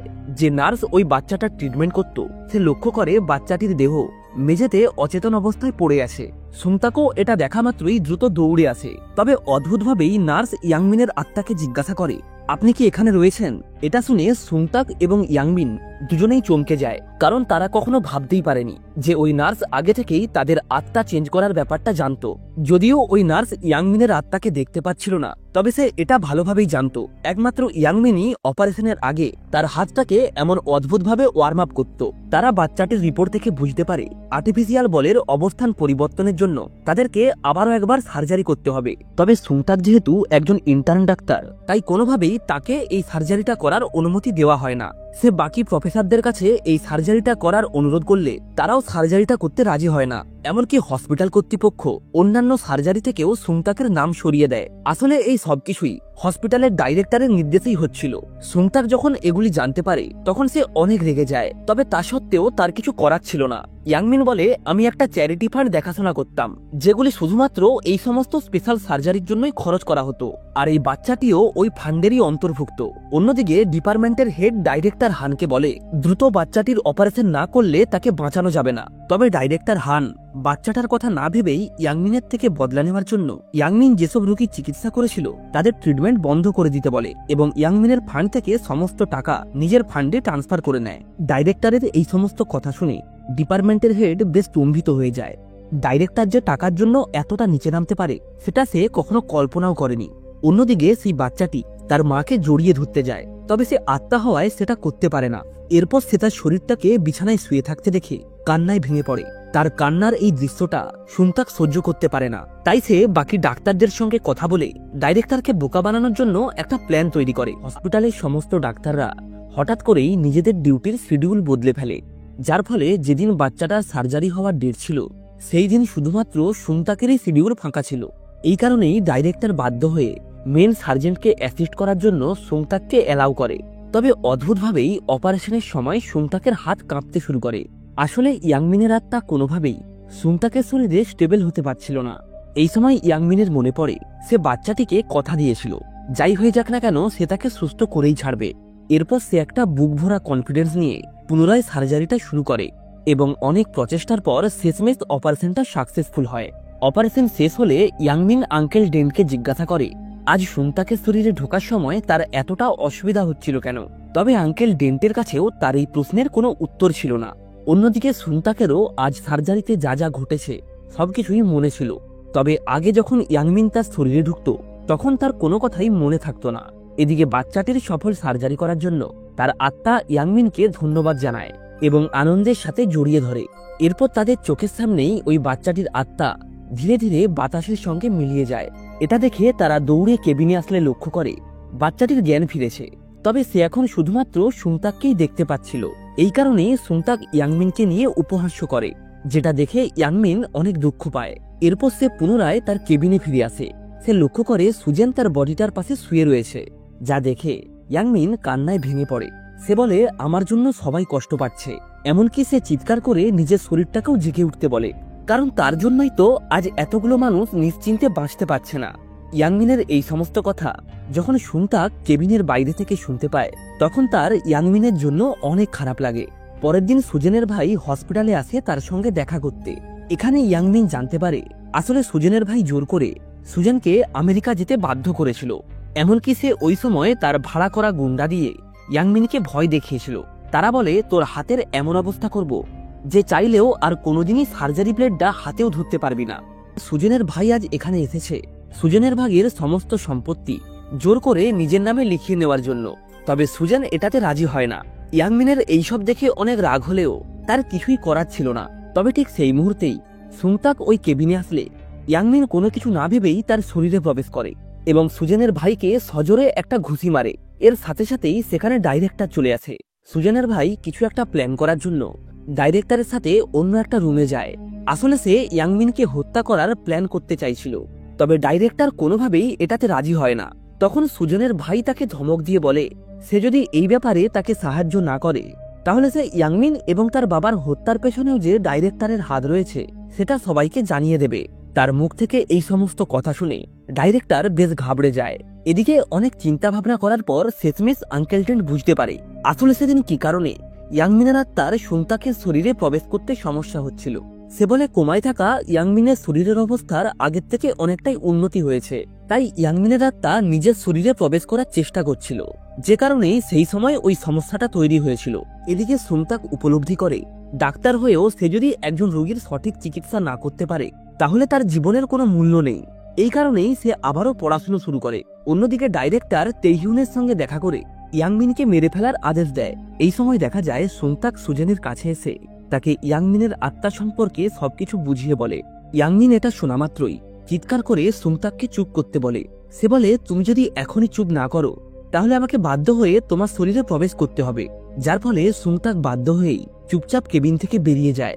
আর এদিকে সুজেন এইসব কিছু শোনার পরে হতভম্ব হয়ে দাঁড়িয়ে থাকে। এরপর কেবিনের বাইরে এসে ইয়াংমিন এবং সুংতাক একে অপরের সঙ্গে তর্কাতর্কি করতে থাকে। যাই হোক, কিছুক্ষণ পরেই ইয়াংমিন যখন পুনরায় কেবিনে প্রবেশ করে তখন সে সুজেনকে অচেতন অবস্থায় মেঝেতে পড়ে থাকতে দেখে। সে দ্রুত সুংতাকের শরীরে প্রবেশ করে সুজেনকে কাঁধে নিয়ে এমার্জেন্সি রুমে আসে। জানা যায় অত্যাধিক পরিমাণ কাজ এবং ঘুম না হওয়ার কারণে সুজেন জ্ঞান হারিয়ে ফেলেছে। অন্যদিকে ডাইরেক্টর হানের আদেশ অনুযায়ী তেইহুন ইয়াংমিনকে মারার জন্য হসপিটালে আসে। তবে সে যখন ইয়াংমিনের কেবিনের বাইরে এসে পৌঁছায় তখন সে লক্ষ্য করে সুংতাক আগে থেকেই ইয়াংমিনের সুরক্ষার জন্য সেখানে বডিগার্ড হায়ার করে রেখেছিল। তাই তেইহুন বাধ্য হয়েই সেখান থেকে চুপচাপ ফিরে যায়। এদিকে ইয়াংমিনের আত্মা সুংতাকের শরীরে প্রবেশ করে এবং সুজেনের জন্য তার পছন্দের খাবার তৈরি থেকে শুরু করে তাকে শপিংয়েও নিয়ে যায়। সুজেন হঠাৎ করেই আবারও ইয়াংমিনের উপস্থিতি অনুভব করে, যার ফলে সে কিছুটা ইমোশনাল হয়ে পড়ে। পরের দিন সুংতাক তার মায়ের সঙ্গে দেখা করার জন্য বাড়িতে যায়। সে লক্ষ্য করে তাদের বাড়িতে প্লাম্বিং এর কাজ চলছে। এটা দেখে সুংতাক কৌতূহলবশত সেখানে পড়ে থাকা একটা পাইপ হাতে তুলে নেয়, আর এর সাথে সাথেই ওই পাইপ থেকে জল বেরিয়ে চারিদিকটা পুরোপুরি ভিজে যায়। এই দৃশ্যটা দেখে ইয়াংমিনের কিছু একটা মনে পড়ে, যে কারণে সে দ্রুত হসপিটালে ফিরে আসে। আসলে সে ইয়াংমিনের কোমায় থাকার কারণটা বুঝতে পেরেছিল। সে বলে ইয়াংমিনের মাথায় ঠিকঠাকভাবে ব্লাড সার্কুলেশন না হওয়ায় সে এখনো অবধি কোমায় রয়েছে। এরপর সে দ্রুত ইয়াংমিনের শরীরে সিটি স্ক্যান করায়। সিটি স্ক্যানের রিপোর্ট থেকে বোঝা যায় সুংতাকের দেওয়া তথ্যগুলি সম্পূর্ণ সঠিক। সুংতাক দ্রুত একটা বৈঠক ডাকে, যেখানে সে ইয়াংমিনের কোমায় থাকার কারণ সম্পর্কে সবাইকে সবকিছুই বুঝিয়ে বলে, যা শুনে ডিপার্টমেন্টের হেড বেশ ইমপ্রেস হয় এবং বলে তাহলে চলো সার্জারিটা শুরু করা যাক। এরপর সুংতাক ডিপার্টমেন্টের হেডকে এই সার্জারিটা করার জন্য অনুরোধ করে। এমনকি সে এটাও বলে এই সার্জারিতে সে নিজেই তাকে অ্যাসিস্ট করবে। এদিকে ইয়াংমিনকে বেশ চিন্তিত দেখাচ্ছিল, কারণ আঙ্কেল ডেন তাকে সুংতাকের শরীরে প্রবেশ করতে মানা করেছে। তাই ইয়াংমিন ঠিক করে সার্জারির আগে সে সুংতাককে সবকিছুই শেখাবে, কারণ সার্জারির সময় যদি কোনো রকমের সমস্যা হয় তাহলে সুংতাক সেটা সামলে নিতে পারবে। পরের দিন হসপিটালে আবারও একজন এমার্জেন্সি পেশেন্ট আসে। হসপিটালে অন্য কোনো সার্জন না থাকায় সুংতাক নিজেই ওই সার্জারিটা করার সিদ্ধান্ত নেয়। তবে তার এই সিদ্ধান্তে ইয়াংমিন অনেক রেগে যায়। সে সুংতাককে বলে আমি তো তোমাকে আগেই বলেছিলাম যে এখন তোমার শরীরে প্রবেশ করাটা কতটা বিপজ্জনক হতে পারে। এই অবস্থায় সার্জারির সময় একটা ছোট্ট ভুল হলেও রোগীটির প্রাণ চলে যেতে পারে। তবে সুংতাক ইয়াংমিনের কোনো কথাই শোনে না। সে সোজা সার্জারি রুমে প্রবেশ করে তবে সার্জারিটা কিভাবে করবে কিছুই বুঝে উঠতে পারছিল না। এদিকে মহাধমনী ফেটে যাওয়ায় রোগীর রক্তচাপ খুব দ্রুত কমতে শুরু করেছে। ইয়াংমিন বাইরে থেকে এইসব দৃশ্য দেখে বেশ চিন্তিত হয়ে পড়ে। এই সময় দেখা যায় সুংতাক নিরুপায় হয়ে ইয়াংমিনের দিকে সাহায্যের জন্য তাকিয়ে থাকে। ইয়াংমিনও বুঝতে পারে আর একটু লেট করলে হয়তো রোগীটা মারাও যেতে পারে। তাই সে দ্রুত সুংতাকের শরীরে প্রবেশ করে এবং তার সেই চেনা ছন্দে সার্জারিটা শুরু করে। সার্জারিটা যখন প্রায় শেষ হয়েই আসছিল, ঠিক সেই মুহূর্তেই ইয়াংমিনের আত্মা সুংতাকের শরীর থেকে ছিটকে বেরিয়ে যায়, যার ফলে সুংতাক কি করবে কিছুই বুঝে উঠতে পারছিল না। ইয়াংমিন আবারও সুংতাকের শরীরে প্রবেশ করার চেষ্টা করে, তবে সেটা আর সম্ভব হয়ে ওঠে না। এই সময় আঙ্কেল ডেন্ট সেখানে এসে সুংতাককে সার্জারিটা কন্টিনিউ করতে বলে, কিন্তু দুর্ভাগ্যবশত ততক্ষণে রোগীটি মারা যায়। দেখা যায় রোগীটির আত্মা সেখানে দাঁড়িয়েই তাদের দিকে তাকিয়েছিল। রোগীটি মারা যাওয়ায় সুংতাক মানসিকভাবে অনেকটাই ভেঙে পড়ে, তাই সে দৌড়ে অপারেশন রুম থেকে বাইরে বেরিয়ে যায়। অন্যদিকে ডাইরেক্টর হান সার্জারির সময় আসলে কি হয়েছিল সেটা জানার জন্য একটা মিটিং ডাকে, তবে ডিপার্টমেন্টের হেড বলে এতে কোনো রকমের মেডিকেল ফল্ট ছিল না। প্রথম থেকেই রোগীর অবস্থা বেশ সংকটজনক ছিল। সুংতাক তাকে বাঁচানোর জন্য নিজের সর্বোচ্চ চেষ্টা করেছে। এরপর সবাই সুংতাকের পক্ষে কথা বলায় ডাইরেক্টর হানের বেশ রাগ হয়। এদিকে দেখা যায় এই ঘটনায় সুংতাক এতটাই কষ্ট পায় যে সে কাউকে কিছু না বলেই কোথায় একটা উধাও হয়ে যায়, যার ফলে সুংতাকের মা বেশ চিন্তায় পড়ে যায়। সে চারিদিকে সুংতাককে খুঁজতে শুরু করে।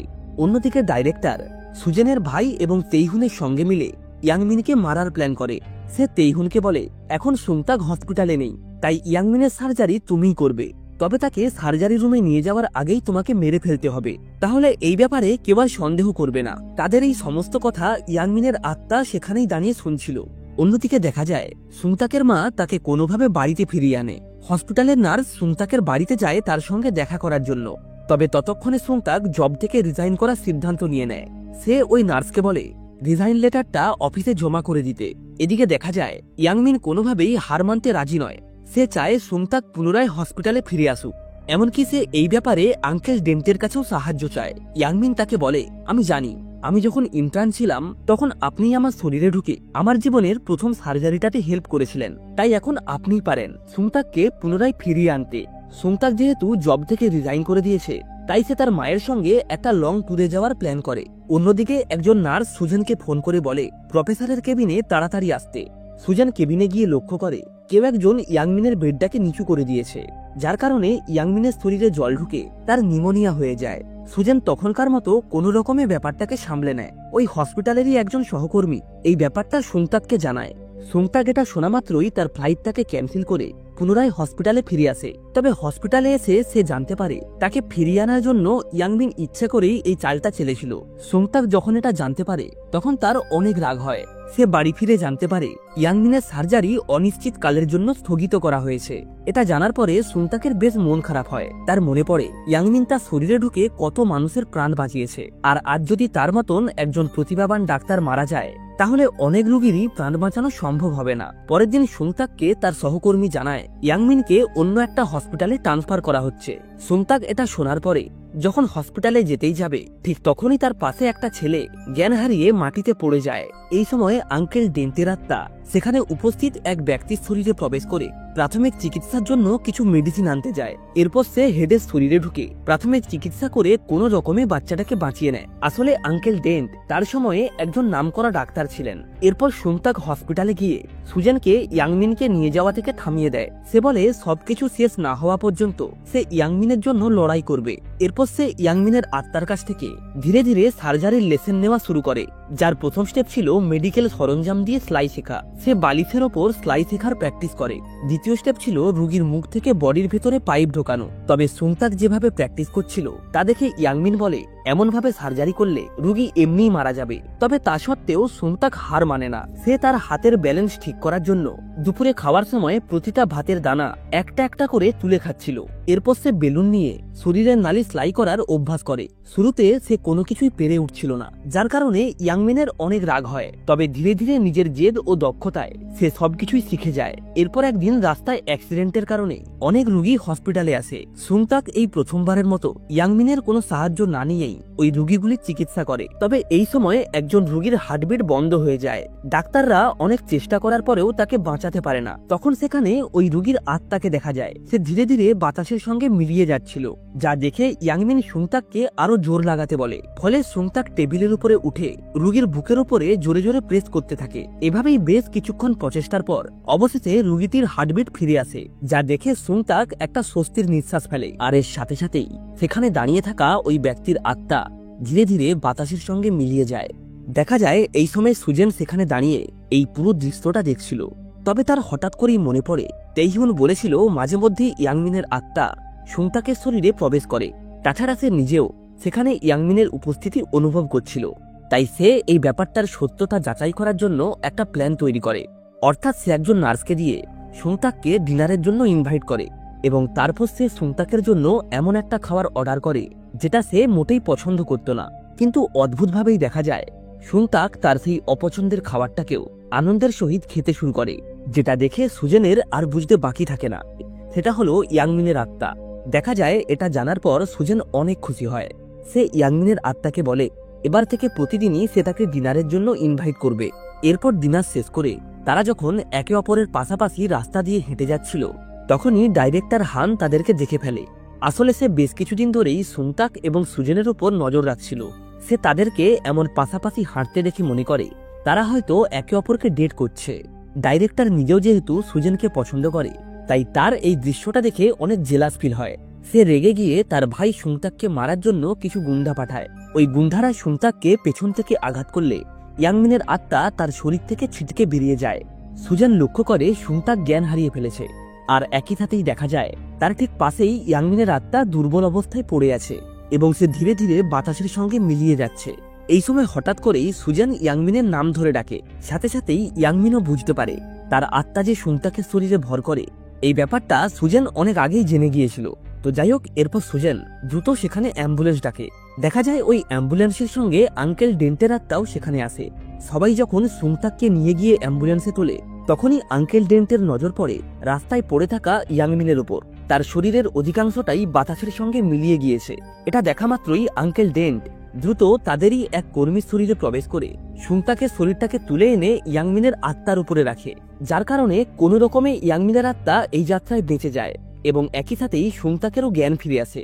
এরপর যখন তাকে অ্যাম্বুলেন্সে করে নিয়ে যাওয়া হচ্ছিল, তখন সুজেন এক দৃষ্টিতে তার দিকে তাকিয়েছিল। ইয়াংমিনেরও এটা দেখে অনেক ভালো লাগে। এই ঘটনার পর থেকেই সুজেন সর্বদাই অনেক হাসি খুশি থাকতে শুরু করে। এদিকে ইয়াংমিনও সুংতাকের কাছে রিকোয়েস্ট করে যাতে সে তার কথাগুলো সুজেনের কাছে পৌঁছে দেয়। এমনকি সে প্রতিদিন সুজেনের সঙ্গে লাঞ্চ করার জন্য রীতিমতো সুংতাকের শরীরে প্রবেশ করতে শুরু করে। তবে এই হসপিটালেরই আর একজন ইন্টার্ন ডাক্তার এটা দেখে অনেক জেলাস ফিল করে, কারণ সে সুংতাককে প্রথম থেকেই পছন্দ করে। এরপর সুংতাক এবং সুজেন যখন পাশাপাশি হেঁটে যাচ্ছিল, তখনই ওই মেয়েটা রেগে গিয়ে পেছন থেকে সুংতাকের শরীরে ধাক্কা মারে, যার কারণে ইয়াংমিনের আত্মা সুংতাকের শরীর থেকে ছিটকে বাইরে বেরিয়ে যায়। এরপর সুজেন এবং ওই মেয়েটি দুজন মিলে সুংতাককে নিয়ে ঝগড়া শুরু করে। এভাবেই বেশ কিছুক্ষণ ধরে ঝগড়া করার পর তেমন কোনো সমাধান না পাওয়ায় শেষমেশ তারা একটা বোঝাপড়ায় আসে। অর্থাৎ তারা ঠিক করে প্রতিদিন শুধুমাত্র 2 ঘন্টার জন্যই ইয়াংমিন সুংতাকের শরীরে প্রবেশ করতে পারবে।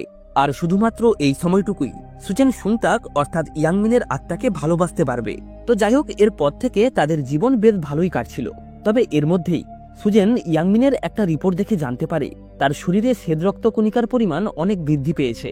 এরপর ইয়াংমিনের আরও কিছু টেস্ট করলে জানা যায় তার শরীরে ঔষধের কাজে বাধা দেওয়া ব্যাকটেরিয়ার পরিমাণও অনেক বৃদ্ধি পেয়েছে, যার ফলে তার নিউমোনিয়াও বেড়ে গেছে। তাই আর বেশি দেরি করলে চলবে না, যত তাড়াতাড়ি সম্ভব তার অপারেশনটা সম্পূর্ণ করতে হবে। সুংতাক হসপিটালের সমস্ত মেম্বারদের নিয়ে আর্জেন্ট একটা মিটিং ডাকে। সে বলে রোগীর কন্ডিশন আগের থেকে অনেক জটিল হয়ে গেছে, কারণ নার্ভের সংক্রমণের সঙ্গে নিউমোনিয়াও রয়েছে। তাই যা সিদ্ধান্ত নেওয়ার ভেবেচিন্তেই নিতে হবে, কারণ একটা ছোট্ট ভুলেও রোগীর প্রাণ চলে যেতে পারে। এই সময় ডিপার্টমেন্টের হেড বলে এর একটা উপায় আছে, তা হলো থেরাসিক সার্জারি। এতে রোগী সম্পূর্ণ সুস্থ হয়ে যাবে। তবে এই সার্জারিটা অসফল হওয়ার চান্স 99%। যদিও গলা কেটে সার্জারি করায় কোনো বিপদ নেই, তবে তাকে গলায় সারা জীবন নল লাগিয়ে রাখতে হবে। এমনকি মাঝে মধ্যে ওই নলটা বন্ধও হয়ে যেতে পারে। এরপর সুংতাক এবং ইয়াংমিনের আত্মা বাইরে গিয়ে কথা বলে। সুংতাক ভালোভাবেই জানতো হয়তো গলার সার্জারি করলে ইয়াংমিনের জীবন বেঁচে যাবে, তবে সে আর কখনোই কোনো রোগীর সার্জারি করতে পারবে না। আর এমন একজন বিশ্ববিখ্যাত সার্জেন্টের এভাবে বেঁচে থাকার কোনো মানে হয় না। তাই সুংতাক ঠিক করে ওয়ার্ল্ডের সবথেকে বেস্ট ডাক্তারকে দিয়ে ইয়াংমিনের সার্জারিটা করাবে। এই কারণেই সে বিশ্বের সমস্ত নামকরা ডাক্তারদের সঙ্গে যোগাযোগ করে। তবে ইয়াংমিনও যেহেতু একজন বিশ্ববিখ্যাত সার্জেন্ট, তাই কোনো ডাক্তারই ভয়ে তার সার্জারিটা করতে রাজি হয় না, কারণ এই সার্জারিতে যদি কোনো রকমের অঘটন ঘটে তাহলে তার নাম খারাপ হবে। দেখা যায় যেহেতু কোনো সার্জেন্ট এই সার্জারিটা করতে রাজি হচ্ছিল না, তাই ইয়াংমিন সুংতাককে তেইহুনের সঙ্গে দেখা করতে বলে। যদিও সে জানতো যে অতীতে তেইহুন তাকে অনেকবার মারার চেষ্টা করেছে, তা সত্ত্বেও সে এই ঝুঁকিটা নিতে একটুও সংকোচ বোধ করে না। এরপর ইয়াংমিন সুংতাকের শরীরে প্রবেশ করে নিজেই তেইহুনের কাছে তার অপারেশনটা করার জন্য অনুরোধ করে। তেইহুনও বুঝতে পারে তার সামনে যে ব্যক্তি দাঁড়িয়ে আছে সেটা হলো ইয়াংমিনের আত্মা। এরপর তেইহুন ডাইরেক্টর হানের কাছে যায় এবং ইয়াংমিনের সার্জারি সম্পর্কে তাকে সবকিছু বুঝিয়ে বলে। তেইহুন বলে সে এই সার্জারিটা করবে এবং এই সুযোগটাকে কাজে লাগিয়েই তাদের পূর্বের পরিকল্পিত প্ল্যান অনুসারে ইয়াংমিনকে মেরে ফেলবে। ডাইরেক্টর হান এটা শোনা মাত্রই এক কথায় রাজি হয়ে যায়, কারণ তার পথের কাঁটা সরিয়ে ফেলার এর থেকে ভালো সুযোগ সে হয়তো আর কখনোই পাবে না। পরের দিন ইয়াংমিনের সার্জারি প্রসেস শুরু করা হয়। অনেক বড় বড় ডাক্তার এই সার্জারিটা দেখার জন্য আসে, এমনকি ডাইরেক্টর হান নিজেও এই সার্জারিটা দেখতে আসে। তেইহুন সার্জারি রুমে প্রবেশ করে প্রথমে ডাইরেক্টর হানের দিকে তাকায় এবং তারপর মাথা নাড়িয়ে তাকে কিছু একটা ইঙ্গিত করে। ঠিক এই সময় দেখা যায় তেইহুনের সহায়ক রূপে সুংতাক আসে। এরপর সুংতাক এবং তেইহুনও একে অপরের দিকে মাথা নাড়িয়ে কিছু একটা ইঙ্গিত করে। তারপর হঠাৎ করেই তারা দুজন একে অপরের স্থান পরিবর্তন করে নেয়, যেটা দেখে ডাইরেক্টর সহ বাকি সকলেই বেশ চমকে যায়। এরপর প্রতিবারের মতোই ইয়াংমিন সুংতাকের শরীরে প্রবেশ করে। তারপর তার সেই চেনা স্টাইলে হাত দুটোকে ঘুরিয়ে ওয়ার্ম আপ করে এবং সবাইকে বলে সার্জারির সামগ্রী পরিবর্তন করতে, কারণ সে নর্মাল গলা কেটে সার্জারি করবে না, সে থেরাসিক সার্জারি করবে। এই সার্জারিতে বাঁচার চান্স 1% হলেও সার্জারিটা সফল হলে ইয়াংমিন সম্পূর্ণ সুস্থ হয়ে যাবে এবং আগের মতোই দক্ষতার সহিত বাকি রোগীদের চিকিৎসা করতে পারবে। এখানে আমরা আরো জানতে পারি তেইহুন ইয়াংমিনের রুমে গিয়েছিল এবং সে যে সমস্ত খারাপ কাজ করেছে, অর্থাৎ ইয়াংমিনকে মারতে চেয়ে যে জঘন্য অপরাধ করেছে তার জন্য সে অনুতপ্ত ছিল। তাই সে নিজের ভুল স্বীকার করে ইয়াংমিনের সামনে বসে কাঁদতে শুরু করে। এই কারণেই ইয়াংমিন তার উপরে ভরসা করে এবং তাই তারা দুজন মিলে ডাইরেক্টরকে বোকা বানানোর জন্য এই মাস্টার প্ল্যানটা তৈরি করে, যাতে ডাইরেক্টর তেইহুনকে এই সার্জারিটা করতে অনুমতি দেয়। তো যাই হোক, এরপর শুরু হয় মেডিকেল ইতিহাসের সবথেকে কঠিন সার্জারি, অর্থাৎ ইয়াংমিনের আত্মা তার নিজের শরীরের ওপর সার্জারি শুরু করে। তবে সার্জারিটা সে ঠিকমতো করতে পারছিল না, কারণ সে সুংতাকের শরীরে প্রবেশ করলেও আগের মতো তার শরীরে স্থির থাকতে পারছিল না, যার ফলে চারিদিকে রক্ত ছিটকে পড়ছিল। এমনকি যারা বাইরে থেকে এই সার্জারিটা দেখছিল তারা সকলেই বেশ ঘাবড়ে যায়। সার্জারিতে বেশ কিছু ছোটখাটো ভুল হলেও ইয়াংমিন তার দক্ষতাকে কাজে লাগিয়ে দ্রুত সেই ভুলগুলোকে সংশোধন করে এবং ওই সার্জারিটাকে কন্টিনিউ করে। এভাবে যতই সময় পেরোতে থাকে ততই সুংতাকের শরীরে তার আত্মার স্থির থাকা খুবই কষ্টজনক হয়ে ওঠে। তো যাই হোক, সমস্ত সার্জারিটা কমপ্লিট করে সে যখন সবথেকে ভাইটাল অংশটা সেলাই করছিল, ঠিক তখনই তার আত্মা সুংতাকের শরীর থেকে ছিটকে বাইরে বেরিয়ে যায়। তার আত্মাটা এতটাই দুর্বল হয়ে পড়ে যে সে চাইলেও আর কোনোভাবেই সুংতাকের শরীরে প্রবেশ করতে পারে না। এই কারণেই সার্জারির বাকি দায়িত্বটা এসে পড়ে তেইহুনের ওপরে। তবে ইয়াংমিন এই সার্জারিটা সুংতাককেই করতে বলে। আসলে ইয়াংমিন চেয়েছিল সুংতাক এই সার্জারিটা করে নিজের ভয়টাকে দূর করুক, তবে শরীরটা যেহেতু ইয়াংমিনের ছিল তাই সুংতাক কোনোভাবেই সার্জারিটা করতে সাহস পাচ্ছিল না। ইয়াংমিন সুংতাকের পাশে দাঁড়িয়ে তাকে নানা রকম ভাবে মোটিভেট করে তার মনোবল বাড়ায় এবং বাকি সার্জারিটাতে তাকে গাইড করে। সুংতাক ইয়াংমিনের দেওয়া প্রত্যেকটা ইনস্ট্রাকশন ফলো করে দক্ষতার সাথে ওই সার্জারিটা সম্পন্ন করে এবং সার্জারিটা সম্পূর্ণ হওয়ার সাথে সাথে ইয়াংমিনের আত্মা তার নিজের শরীরে প্রবেশ করে। এমন একটা অসম্ভব সার্জারিকে সম্ভব হতে দেখে সেখানে উপস্থিত সমস্ত ডাক্তাররা অনেক খুশি হয়। তবে শুধুমাত্র ডাইরেক্টর তাদের এই সফলতায় খুশি ছিল না। সার্জারি শেষ হলে ডিপার্টমেন্টের হেড তেইহুনকে বলে ইয়াংমিন তার নাম অনেকবার প্রফেসর পদের জন্য রেফার করেছিল, তবে ডাইরেক্টর হান নিজেই তার প্রমোশনটা হতে দেয়নি, কারণ তেইহুন একটা ছোট স্কুল থেকে পড়াশুনো করেছিল। এরপর ডাইরেক্টর হান তেইহুনকে ইয়াংমিনকে না মারার জন্য অনেক কথা শোনায়, তবে তেইহুন বলে সে তার পাপের প্রায়শ্চিত্ত করতে চায়, সে এমন নরকীয় জীবন নিয়ে আর বাঁচতে চায় না। সেই দিন রাতের বেলায় সুংতাক তার ফোন ঘাঁটতে ঘাঁটতে হঠাৎ করেই একটা ভিডিও পায়, যে ভিডিওটা ইয়াংমিনের আত্মা তার শরীরে ঢুকে রেকর্ড করেছিল। সে আত্মা থাকা অবস্থায় যা যা করেছে সবকিছুই ভুলে যাবে, এমনকি সে এটাও ভুলে যাবে যে সে আত্মা থাকা অবস্থাতেও সুংতাকের শরীর ব্যবহার করে অসংখ্য মানুষের প্রাণ বাঁচিয়েছে। এই কারণেই সে এই ভিডিওটা বানিয়ে রেখেছে। ওই ভিডিওটাতে সে আত্মা থাকাকালীন তার সঙ্গে কি কি ঘটেছে সবকিছুই ডিটেলসে বলা ছিল। অন্যদিকে দেখা যায় ইয়াংমিনের জ্ঞান ফিরে আসে। এটা শোনা মাত্রই সুংতাক দৌড়ে কেবিনে আসে এবং ইয়াংমিনকে দেখে আনন্দে আত্মহারা হয়ে ওঠে। সে ইয়াংমিনকে অনেক কিছুই মনে করানোর চেষ্টা করে, তবে স্বাভাবিকভাবেই তার কিছুই মনে ছিল না। সে সুংতাককে অপমান করে সেখান থেকে তাড়িয়ে দেয়। দেখা যায় এই সময় সুজেন ইয়াংমিনের কাছে ফুল নিয়ে আসে, তবে ইয়াংমিন সুংতাকের মতো তাকেও অপমান করে তাড়িয়ে দেয়, কারণ অতীতে সুজেন তাকে একা রেখে চলে গিয়েছিল। সুজেন এইসব শুনে অনেক কষ্ট পেয়ে সেখান থেকে চলে যায়। এরপর সুংতাক ইয়াংমিনের ট্রিটমেন্ট করতে আসলে ইয়াংমিন সেটাতে রাজি হয় না, কারণ অতীতে তাদের সম্পর্কটা খুব একটা ভালো ছিল না। কিছুক্ষণ পর ডাইরেক্টর হান ইয়াংমিনের সঙ্গে দেখা করতে আসে, তবে সে যখন বুঝতে পারে তার করা কুকর্মের কথা ইয়াংমিনের মনে নেই, তখন ডাইরেক্টর হান বেশ খুশি হয়। তবে হঠাৎ করেই ইয়াংমিন ডাইরেক্টরের করা সমস্ত কুকর্মের কথা এক এক করে বলতে শুরু করে, যা শুনে ডাইরেক্টর বেশ ভয় পেয়ে যায় এবং সে তৎক্ষণাৎ ইয়াংমিনকে মারার চিন্তা ভাবনা করছিল। তবে তার আগেই সেখানে পুলিশ চলে আসে। পুলিশ তাকে ইনভেস্টিগেশনে সাহায্য করতে বলে। আসলে তেইহুন নিজে থেকেই পুলিশের কাছে আত্মসমর্পণ করেছে এবং সে পুলিশকে ডাইরেক্টর হান ও জেনসিওকের এই জঘন্য অপরাধে যুক্ত থাকার প্রমাণও দিয়েছে। দেখা যায় তেইহুন নিজের কুকর্মের প্রায়শ্চিত্ত করে অনেক শান্তি অনুভব করছিল। পরের দিন সকালবেলায় ইয়াংমিন হসপিটালের বাইরে আসে এবং অনেকদিন পর সূর্যের সেই উজ্জ্বল আলো দেখে তার মন আনন্দে ভরে যায়। ঠিক তখনই সেখানে সুংতাক আসে, আর তাদের মধ্যে আবারও সেই আগের মতোই তর্ক বিতর্ক শুরু হয়। এদিকে সুজেন তার বাবার সমস্ত সম্পত্তি পায়, তবে সে ওই পুরো সম্পত্তিটা একটা চ্যারিটিতে দান করে দেয় এবং তারপর ইয়াংমিনের কাছে চলে আসে তার সঙ্গে থাকার জন্য। পরের দিন থেকেই ইয়াংমিন আবারও হসপিটালে জয়েন করে। সে আগের মতোই সব থেকে কঠিন সার্জারিগুলোই করার চেষ্টা করত এবং তার সাথে এখন সুংতাকও যোগ দিয়েছে। ইয়াংমিন নিজে মৃত্যুর মুখ থেকে ফিরে এসে বুঝতে পেরেছিল আসলে জীবনটা কতটা মূল্যবান। তাই সে এখন আগের মতো রোগীদের মধ্যে ভেদাভেদ করে না। তার কাছে সমস্ত রোগী সমান, এমনকি তাদেরকে বাঁচানোর জন্য সে সব থেকে কঠিন সমস্যার সম্মুখীন হতেও পিছুপা হবে না। আর এর সাথেই এই অসাধারণ ড্রামাটা এখানেই শেষ হয়। এই ড্রামাটার টোটাল 7টা এপিসোড রয়েছে, আর প্রতিটা এপিসোডেই তোমাদের দেওয়া অসংখ্য ভালোবাসা হাজার ব্যস্ততার মাঝেও আমাকে ড্রামাটা কমপ্লিট করার জন্য ইন্সপায়ার করেছে। তাই আশা করছি পরবর্তী প্রতিটা ভিডিওতেও তোমাদেরকে ঠিক এভাবেই পাশে পাবো। তাহলে আজ এই অবধি, দেখা হচ্ছে নেক্সট ভিডিওতে নতুন কোনো ড্রামার এক্সপ্লেনেশন নিয়ে।